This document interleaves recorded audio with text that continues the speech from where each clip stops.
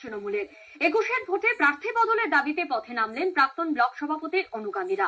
বিদ্রোহ আমল দিচ্ছেন না বর্তমান ব্লক সভাপতি, মুখ খুলতে নারাজ বিধায়ক।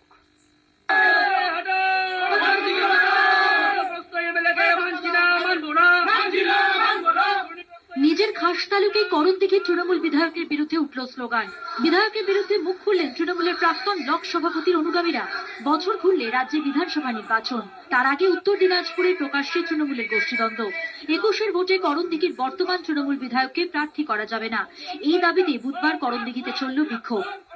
আমার বক্তব্য হলো, এবার যদি মনোদেব সিনহা বিধায়ককে আবার বিধায়ক পদে দেওয়া হয়, আমরা ওনাকে কোনো মতে জিতাতে পারবো না, ভোট দিতে পারবো না। দলকে বাঁচানোর জন্য আমরা বলছি, একটা বিধায়ক পদ এখান থেকে সরে যাওয়া মানে দলের ক্ষতি। দিন কয়েক আগে সুভাষ সিনহাকে সরিয়ে ব্লক সভাপতির পদে বসানো হয় ওয়াহাব আলীকে, যিনি তৃণমূল বিধায়ক মনোদেব সিনহার ঘনিষ্ঠ হিসেবে পরিচিত। পদ হারানোর পর প্রাক্তনের বিদ্রোহ অবশ্য আমল দিচ্ছে না বর্তমান ব্লক সভাপতি। এগুলো নিজের ব্যক্তিগত স্বার্থ আছে, সাধারণ ভোটারকে মানুষকে বিভ্রাট করে নিজের পদের লোভে এই কাজগুলো ধারাবাহিক চালিয়ে আসে।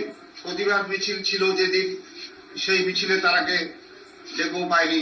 আদৌ ওরা আমাদের দল করে কিনা সেটাও আমার কনফিউশন আছে। এই ব্যাপারে আমি কোনো মন্তব্য করবো না।